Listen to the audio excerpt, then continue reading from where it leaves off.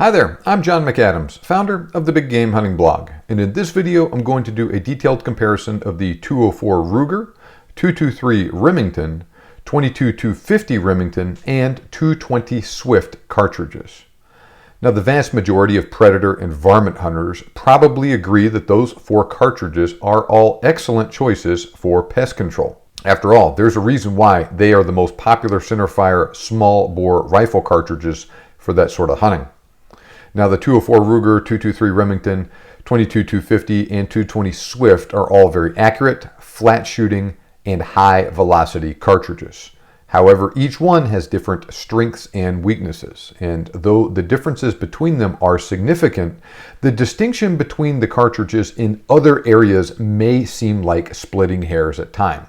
This is especially true considering that each cartridge tends to appeal to particular segments of the hunting and shooting communities that value different characteristics of a cartridge. So in this episode, I'm going to discuss the strengths and weaknesses of the 204 Ruger, the 223 Remington, the 22-250 Remington, and 220 Swift in order to give you the information you need to choose the right one for your needs. Now before we get started, I would really appreciate it if you would do me two favors. First, please make sure you subscribe to this YouTube channel right now. Just click that red subscribe button below to make sure you don't miss out on any of my new videos about hunting gear reviews, cartridge comparisons, and more. Next, click on the link in the video description below or go to huntingguns101.com to get a free ebook I have written on the best hunting calibers that will provide some more detailed information on other popular hunting cartridges and what they are best suited for. Okay, now that we've got that out of the way, let's talk about these four high velocity cartridges. As usual, we will start with the history of these cartridges. The quest for ever-increasing velocity is not a new phenomenon, and it really picked up steam in the early 20th century when the widespread adoption of smokeless powder opened up a whole new world for cartridge designers. When combined with lighter, smaller diameter bullets, new cartridges using smokeless propellant like the 7mm Mauser, 30-40 Krag, and 30-06 Springfield led the way out of the black powder era and offered massive increases in velocity over common black powder cartridges of the day like the 38-55 Winchester, the 44-40 Winchester, and the 45-70 Government. It did not take long at all for designers to start building even smaller bore cartridges with correspondingly higher muzzle velocities. Shooting an 87 grain 257 caliber bullet, the 250-3000 Savage cartridge developed by Charles Newton and officially introduced by Savage in 1913 was the first commercially available round to break the 3,000 foot per second barrier. Grosvenor Watkins of 22 Hornet fame took things a step further by necking down the 250-3000 Savage to 22 caliber. Not surprisingly, the resulting cartridge was capable of even higher velocities than its parent, and Watkins submitted his brainchild to Winchester for commercial development. For reasons that are unclear, Winchester chose the 6mm Lee Navy case as the parent for their new high-velocity 22 caliber cartridge instead of the 250-3000 Savage. Winchester released their new cartridge in 1935 as the 220 Winchester Swift. Now best known as the 220 Swift, the original load fired a 48 grain bullet at a screaming muzzle velocity of 4,140 feet per second. That was easily the fastest widely available commercial load in the world at the time. Though it took a while for hunters to fully appreciate the flat shooting characteristics of the cartridge, the 220 Swift was relatively successful from the start. It was especially effective as a varmint round where its flat trajectory, great resistance to wind drift, and exceptional accuracy were useful. In addition to the impressive external ballistics of the cartridge, the 220 Swift also exhibited devastating terminal performance on small game like woodchucks, groundhogs, prairie dogs, coyotes, foxes, etc. Now the 220 Swift was quite effective on small game predators and varmints, but many hunters experienced uneven results when using the cartridge on bigger game like deer. By and large, most bullets used in the early days of the cartridge were simply too fragile and quickly fragmented at the high impact velocities common with the 220 Swift. This often resulted in a horrific surface wound that was not immediately fatal. For this reason, many hunters ended up wounding and not retrieving big game shot with the Swift. Now, the 220 Swift also initially gained a reputation as a barrel burner, which further limited the appeal of the cartridge. However, a couple of factors have substantially increased barrel life in 220 Swift rifles in recent years, though. For one thing, advances in barrel metallurgy have resulted in more durable rifle barrels these days. Additionally, manufacturers now usually load factory 220 Swift ammo at slightly lower pressures, but we'll talk more about this in a second.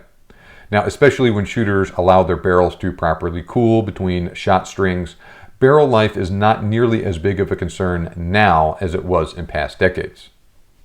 Now, even though Winchester opted not to utilize the 250 Savage as the basis for the 220 Swift, many wildcatters continued to neck the Savage case down to .22 caliber over the ensuing decades. The resulting cartridge, sometimes known as the .22 Varminter, was also extremely effective on varmints.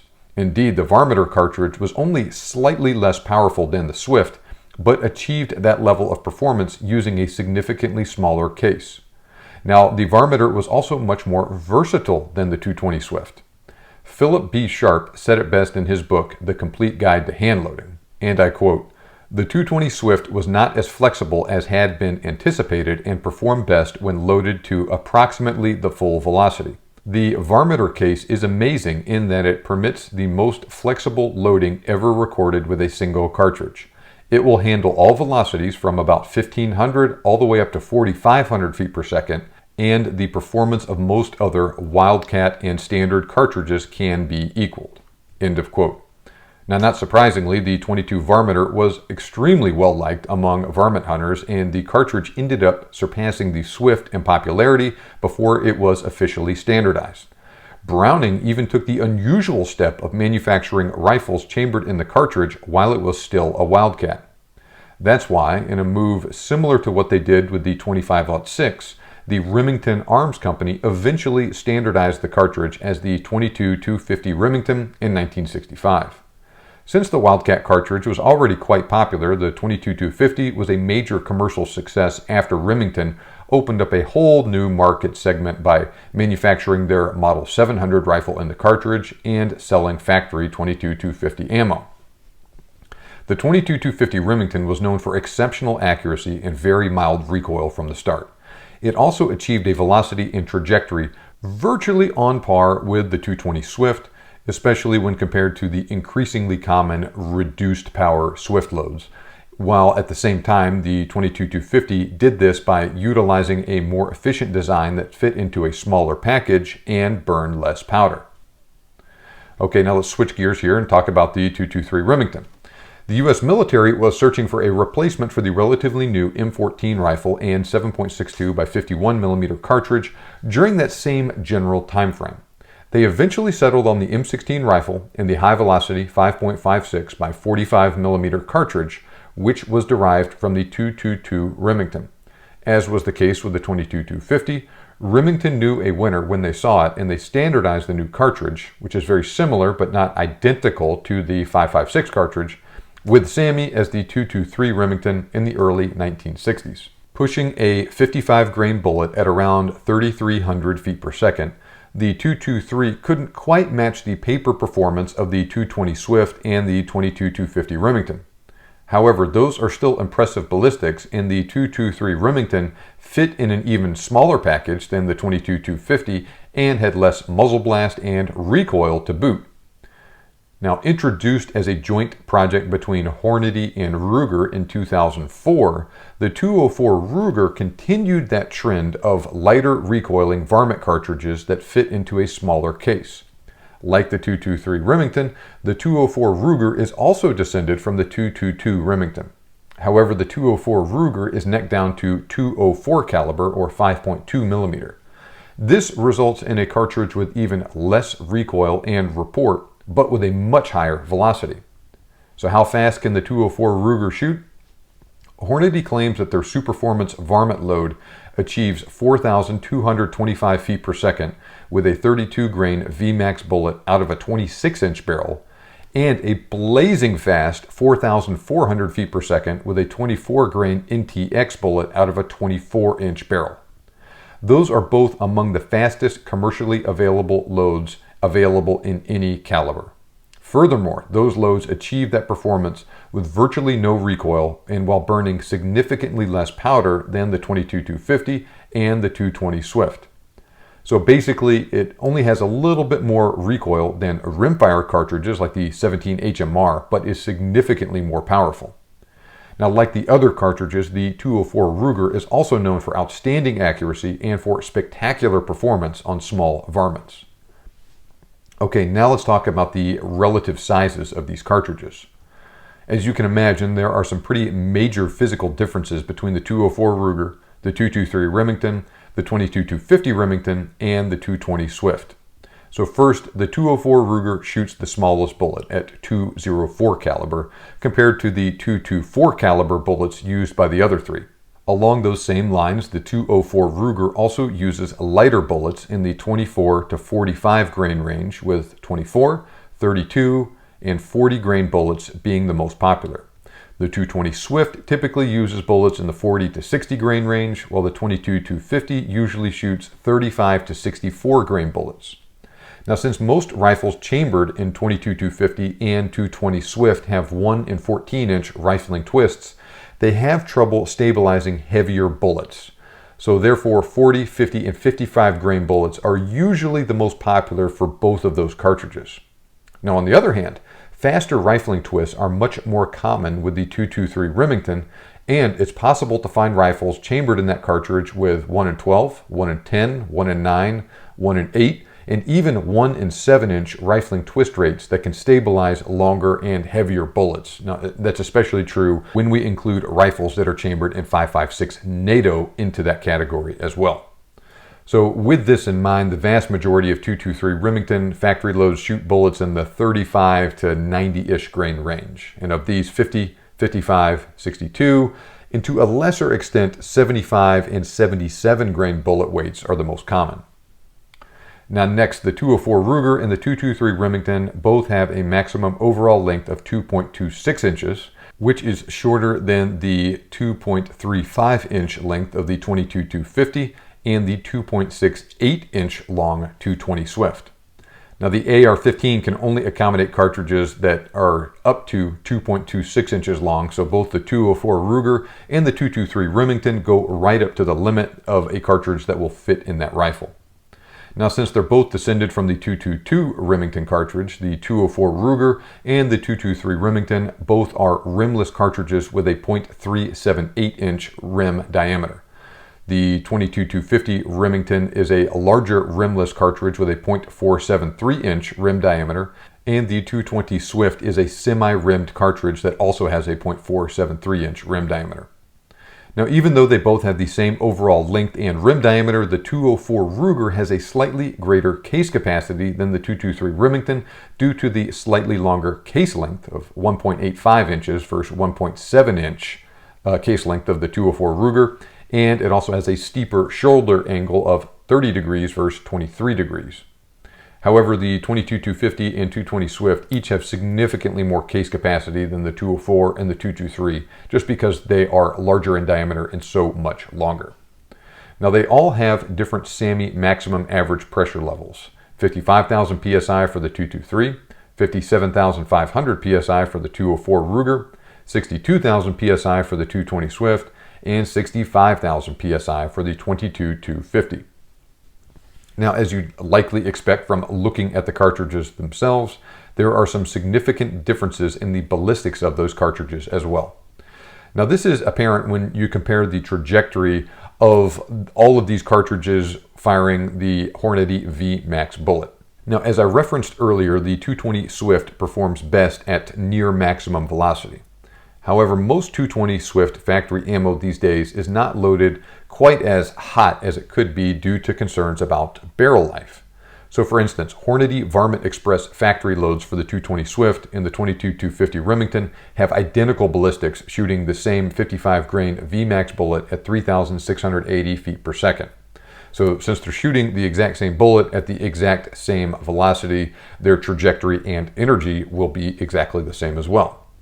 Now, in order to conduct a more useful comparison here, The 220 Swift ballistics in this comparison are for a maximum hand load provided by Hornady in their 10th edition handbook of cartridge reloading, which is in this case a 55 grain VMAX at 3,800 feet per second. Use that load at your own risk. Now, in the interest of fairness and doing as close to an apples to apples comparison as possible, I'll just let you know here that in that same reloading handbook, Hornady lists a maximum hand load for the 22-250 with that same 55 grain VMAX bullet of 3,700 feet per second, which is just a tiny bit faster than the 3,680 feet per second here, and a little bit slower than that 220 Swift hand load. But in any case, we're going to use the factory loads for all the cartridges except for the 220 Swift.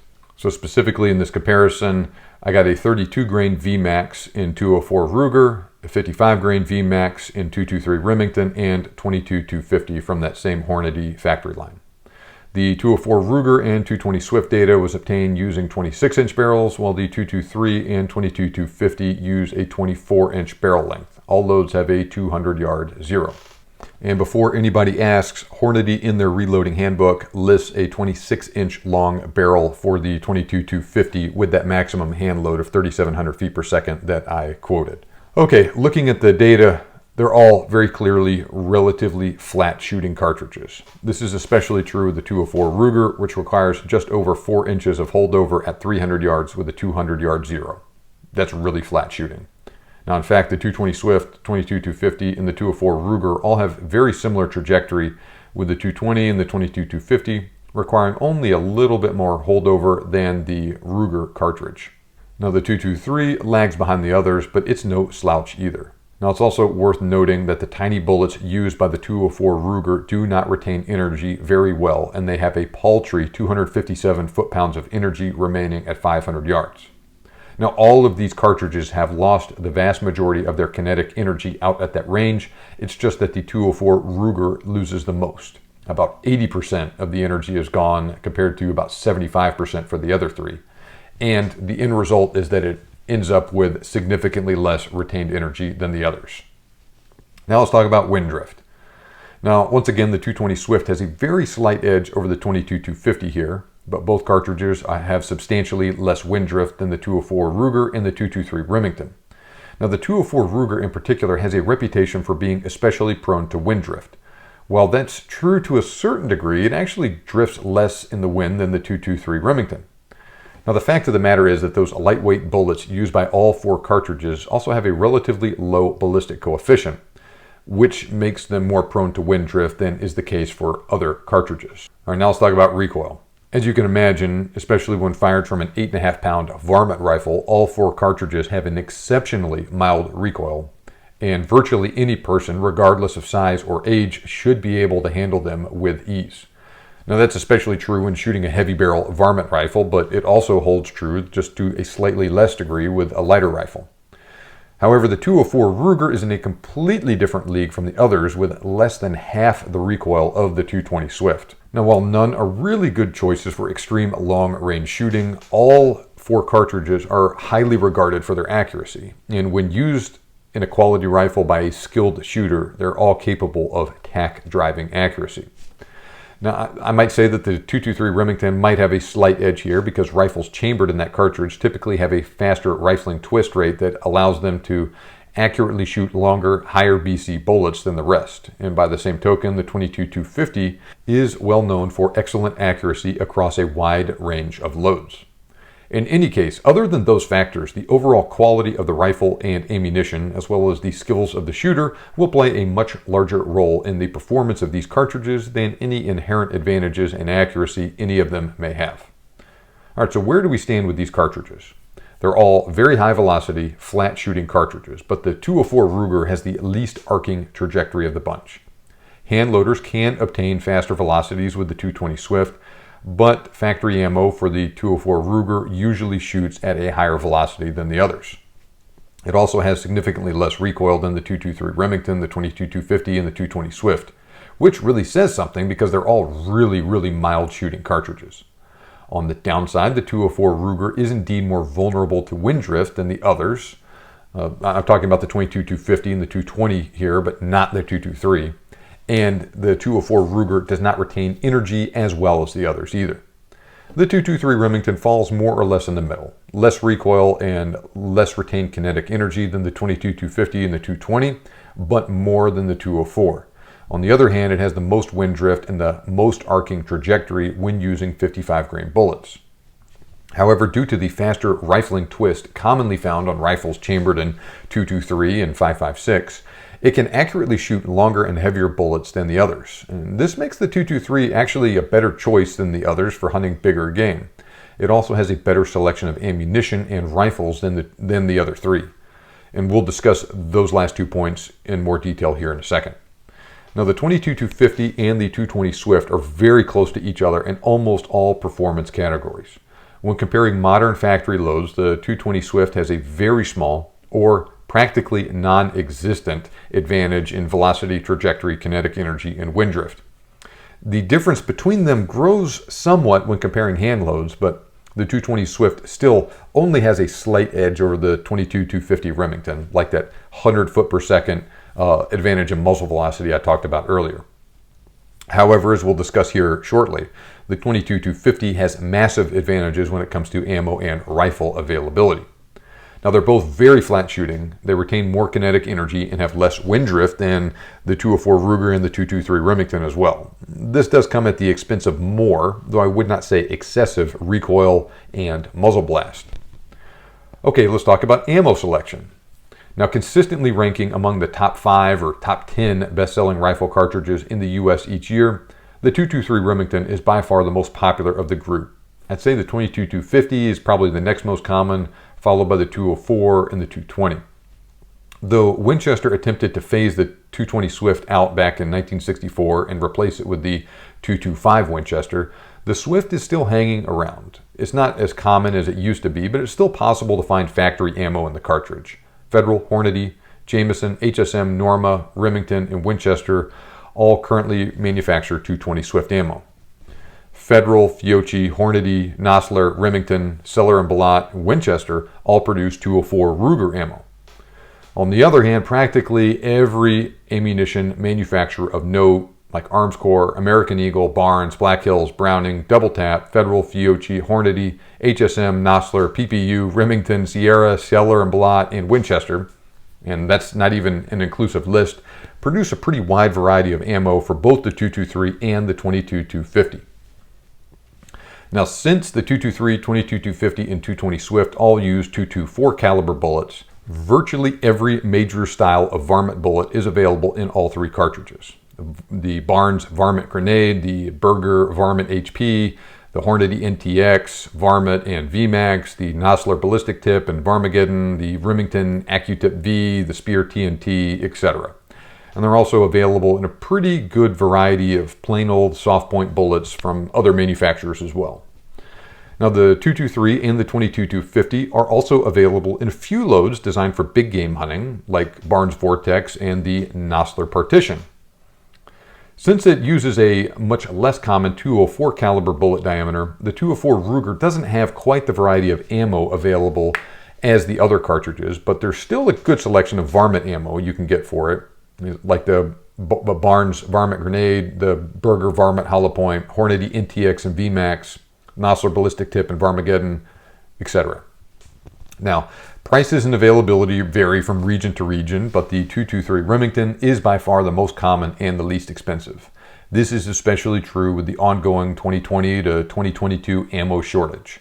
Of these four cartridges, the 223 Remington is by far the easiest to find. The 204 Ruger and the 22-250 are both fairly reasonably priced, but the 220 Swift is the most expensive of the bunch. Similar to the case with ammunition, rifles chambered in 223 Remington are the most common, followed by the 22-250, 204 Ruger, and the 220 Swift. At one time, Ruger produced both their number 1 and Model 77 rifles in the cartridge. Sacco and Savage, among other companies, manufactured rifles in 220 Swift as well. It was also available for a short period of time in the Winchester Model 54 rifle. Winchester did produce large numbers of Model 70 rifles in 220 Swift after replacing the Model 54 with the Model 70 in 1936. Winchester eventually ceased production of the cartridge in 1964 when the company began manufacturing their redesigned Model 70. At this time, I'm only aware of one rifle manufactured in 220 Swift, and it actually may not even be available anymore with all the chaos in the world lately. That rifle is the Remington Model 700 Varmint SF. Now, the 204 Ruger, 223 Remington, and 22-250 are all very easy to find in bolt-action hunting rifles, like the Browning X-Bolt, which is available in 223 and 22-250, the CZ527 in 204 and 223, the Mossberg Patriot in 223 and 22-250, the Remington 700, Ruger American, Ruger Hawkeye, Savage 110, the Tikka T3X, and the Weatherby Vanguard, which is also available in 223 and 22-250. Now, while the other three cartridges are virtually non-existent in semi-automatic rifles, the 223 Remington is extremely popular in semi-autos, and in particular, AR-15 style rifles like those made by Bushmaster, Daniel Defense, Wilson Combat, etc. are all extremely common in 223. It's also available in the Ruger Mini 14. All right, which one is right for you? Are you searching for a cartridge with the flattest possible trajectory and or the highest velocity? Go with the 204 Ruger and use very light bullets like the 24 grain Hornady NTX or the 26 grain Barnes Varmint Grenade that can deliver screaming fast velocities in the 43 to 4,400 foot per second range with minimal holdover out to 300 yards. Are you looking for just a really good all-around predator or varmint hunting cartridge? Now, all four are excellent in that realm. The 204 Ruger is especially great for small creatures like prairie dogs and foxes, though it will certainly do the job on coyotes. Now, while some hunters prefer using larger 22 caliber centerfires on coyotes, it's really just a matter of personal preference. The 22-250 Remington and the 220 Swift have significantly flatter trajectories and more resistance to wind drift than the 223, so they have a definite advantage as range increases as well as in windy conditions. Hand loaders can wring a tiny bit more performance out of the 220 Swift, but there's a much better selection of rifles and factory ammo with the 22-250. Do you want a cartridge ideal for hunting bigger game like feral hogs and deer? I would not say that any of these cartridges are ideal in that realm, but there's varying degrees of acceptability here. I would say that the 204 Ruger is not suited for big game hunting at all. The rest are honestly just borderline, and they aren't legal for deer in some states. That being said, the advent of better quality bullets has made the 22 caliber centerfires much more effective big game hunting cartridges than they used to be. Of the group, I would say that the 223 is actually the best for hunting big game because more rifles chambered in the cartridge have a fast enough rifling twist rate that you can use to stabilize longer and heavier bullets. There's also a much better supply of 223 Remington factory ammo suitable for big game hunting. Like you can get stuff from the Barnes Vortex line, stuff loaded with the Hornady CX bullets, the Nosler E-tip, Nosler Partition, etc. Like I said, that's more common with the 223 than with the others. Now, the 22-250 and to a lesser extent the 220 Swift can also work in this role. Barnes, Hornady, and Nosler manufacture 224 caliber TTSX, CX, E-tip, and partition bullets, and there's nothing stopping from hand loaders from making custom loads using them. Really, the only thing stopping a hand loader from building a good deer hunting load for those cartridges would be the rifle itself, which may or may not accurately shoot those bullets. And like I said earlier, you are probably restricted to using 55 grain bullets, like a 55 grain partition or something like that in those two cartridges. But that will definitely work if you do your part as a shooter. Now, are you looking for a cartridge with lots of inexpensive ammo for general plinking or target shooting? The 223 Remington wins hands down here since it's arguably the easiest to find and least expensive centerfire cartridge in the US. Are you sensitive to recoil? Depending on what exactly you want to do with the cartridge, all of them will work, though I would say the 223 Remington and the 204 Ruger have significantly less recoil than the 22-250 and the 220 Swift. Of the group, the 204 Ruger has by far the mildest recoil, and it is excellent for hunters or shooters who want to observe bullet impact through their rifle scope. Are you looking for an ideal cartridge to use in an AR-15 platform? Once again, the 223 Remington is the best choice here, and there are countless good quality AR-15 style rifles chambered in 223 and 5.56 NATO. Do you want a cartridge suitable for home defense or for use in a tactical situation? Now, due to the wide variety of semi-auto rifles and the large supply of ammo designed specifically for that sort of work, the 223 Remington, I'd also say, is the best choice here. Now, as I stated before, the 204 Ruger, 223 Remington, 22-250, and the 220 Swift are all excellent rifle cartridges. Since the differences between them, though, are pretty big in certain areas, there are definite advantages to using one over the others in various situations. So analyze your needs carefully and then pick the one that you think is best for you. Now, if you enjoyed this video, then please make sure you subscribe to my YouTube channel right now. Just click that red subscribe button below and hit the bell when it comes up to make sure you don't miss out on any of my new videos on hunting gear reviews, cartridge comparisons, and more. Now, like I mentioned earlier, for more detailed information on other popular hunting cartridges and what they're best suited for, click the link in the description below or go to huntingguns101.com to get a free ebook I have written on the best hunting calibers. Now I'm going to turn it over to you. Which cartridge do you prefer? The 204 Ruger, the 223, 22-250, the 220 Swift? What game have you successfully taken with whatever cartridge that you've used, and what ammo do you prefer in it? Let me know by leaving a comment on this video right now. Thanks for watching, have a great day, and good hunting.